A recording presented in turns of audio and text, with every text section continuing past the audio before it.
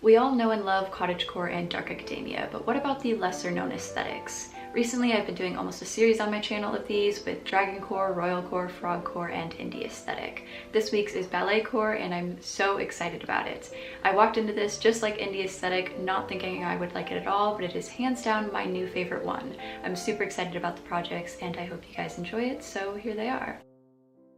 Up first are berets. The main thing you'll need is, of course, fabric, and depending on which fabric you use, you could also make a reversible one if you have a few lighter weight fabrics. You could even use some scraps. I have pant legs here that worked really well. But whatever you decide on, cut out a general 11 or 12 by 12 square. From there, you can choose to make your hat 10 or 11 inches and mark the center of that, and then go all the way around in a circle, making sure always starting at that middle point and creating your circle pattern. You could also do a circle skirt calculator method by folding this twice. I just decided to do a different method than I usually would. Cut that out though, and that is your first piece. Your second piece will just be to lay that on the same material and cut it out again, but you will be needing to take out the center of this circle so that it is a brim. Depending on how big you made your top piece is going to depend on how much you want to take off the center of the brim. I ended up just leaving it to be about 2 inches, but you could make yours smaller or thicker depending on how you want it to lay. Those are your two main pieces though, so you just need to decide on how you will sew it. You can sew it good side to good side, flip it right side out, and have it done. You can sew it bad side to bad side, flip it, sew it again in a French seam method if you have really fray-prone fabric, or you could do it by hand if you don't have a sewing machine. The brown one I'm hand sewing, the gold and plaid one I'm machine stitching, and the red and green patterned one I'm going to French seam with my machine. For the French seam, I'm laying those pieces bad side to bad side and just sewing a super simple straight seam all the way around. You can see that the seam is on the wrong side, so we're going to enclose that by stitching around on the other side to get that French seam. For the reversible one, you're going to do the same thing, but forget that second seam so that you just have the two separate hats, and then connect them good side to good side around the brim, sewing all the way around, leaving just a gap so that you can flip them right side out, where you have these two hats, push one into the other, and then to sew that gap closed, you're going to just top stitch all the way around, really near the outside. They are now connected and super easy to flip back and forth between the different styles. For the hand sewing one, I'm just stitching my sewing machine and grabbing some needles and thread. With the pieces being so simple, it is not finicky at all. I hand sewed this with some really good back stitching and felling stitches in probably 45 minutes, so a super simple, easy process. But whatever method you choose for your base beret, you can also of course add a little loop by grabbing some scrap fabric of the same or a contrasting material, sewing that up, folding into a loop and attaching it to the hat, or you can get super fun with embroidering. Here are how mine turned out.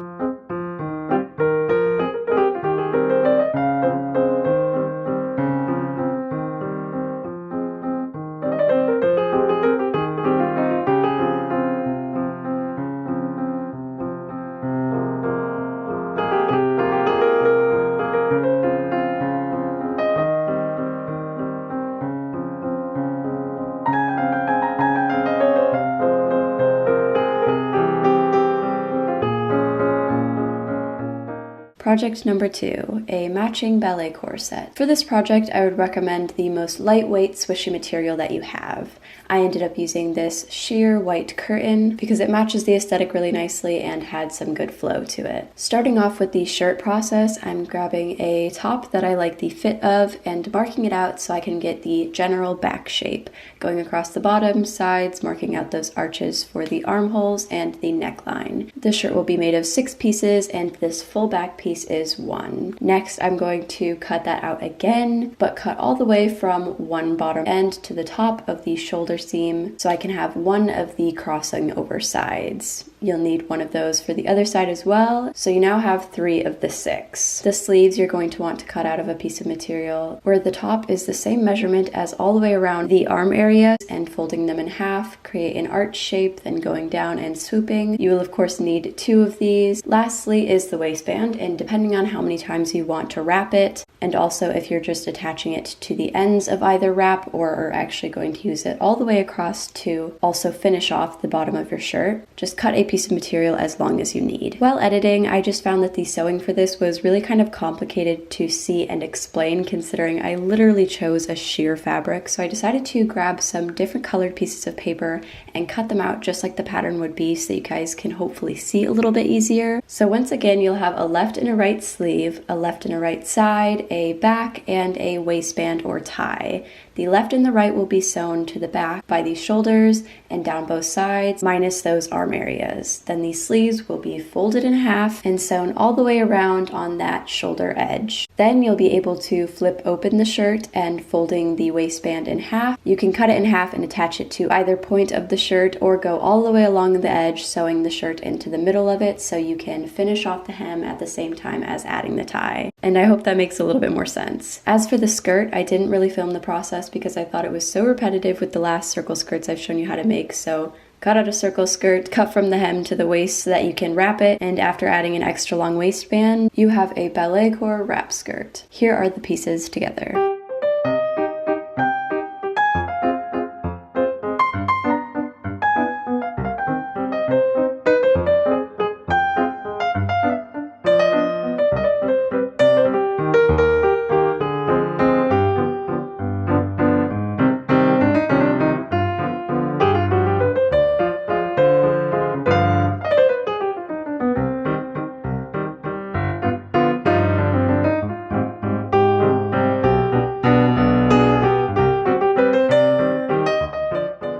Project number 3, leg warmers. There are a few different methods you can do, but the easiest is to grab a sweater that you have and don't care about anymore and to cut off the sleeves. If you don't like the design or part of the sleeves, you can also just cut out the back and then fold pieces together and sew along the sides. Knit can be tricky to work with though, so when sewing along the sides or hemming the edge that you cut from and isn't finished off, you can come across some stretching problems, and you can either hem with some elastic to maintain the same shape or hem it, have it stretched out, and take in the side a bit so that everything is the same width. That method is of course assuming that you have a sweater you are okay with mutilating, so to make your own you can also grab a crochet hook and some yarn, and doing my favorite crochet stitch, which is the same I've used for my goblin core bandana and my scarf in my winter DIYs video. Making your first set of single chain stitches long enough to wrap around your leg, and building on top of that with rows of half double crochet stitches until you have a rectangle as long as you'd like your leg warmer to be, then folding that in half and doing a slip stitch to connect both sides. Put your hook in, wrap around, pull through, put it again, and chain, continuing all along the edge so that the two sides are connected and you now have the tube for your leg warmer. Both methods work great, just depends on if you want to spend some more time on the project, spend less, if you have a sweater or not. Here are the ones that I made.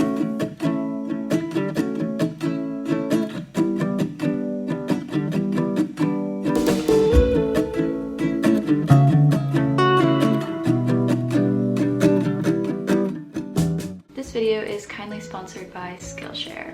They are an online learning community with thousands of courses across 150 countries. I've worked with them before and just really enjoyed their platform. You probably know by now that Bernadette's hand sewing course is my favorite, but the most recent one I took was Emily Gould's Creative Writing for All, a 10-day challenge, and I really enjoyed it. I usually go after watercolor or sewing, but I think it's important to branch out and try something you wouldn't usually do, and often along the way you'll find something new you're really passionate about. I'm not the only one in my household who enjoys Skillshare though. Both my mom and my sister also take classes regularly, and it's really fun to see between the three of us where our interests sort of lie. I've continued to take watercolor courses with my mom, and even though we are far from great at it, it's always a really fun thing to do together. They are offering the first 1,000 people to click the link in the description or use my code JordanMarieC an entire month free of Skillshare. Within seconds you can have clicked the link or used the code and be browsing their amazing platform and learning something new. Again, if you click the link or use my code JordanMarieC, you can get an entire month free.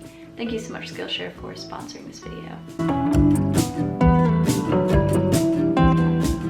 Oh my goodness, you guys, this video absolutely blew me away. Like I said, came into it, didn't think I would like it, absolutely obsessed with it. My room is continually getting more and more BALLETCORE every day. I've just really been enjoying it. It inspired me to make this shirt. It's just been really fun. I hope you guys enjoyed the video though. My main goal is to make content that you guys like though, so if you have any requests at all, please comment them down below. Even if you don't have a video suggestion, I just love chatting with you guys, hearing about you making the projects, or if you have questions about a process, then I'll do my best to help you out with it. I just had a lot of fun with this one and want to continue making content that you all enjoy. Thank you again, Skillshare, for sponsoring this video, but above all else, I hope you have an amazing rest of your day. I will see you in the next video.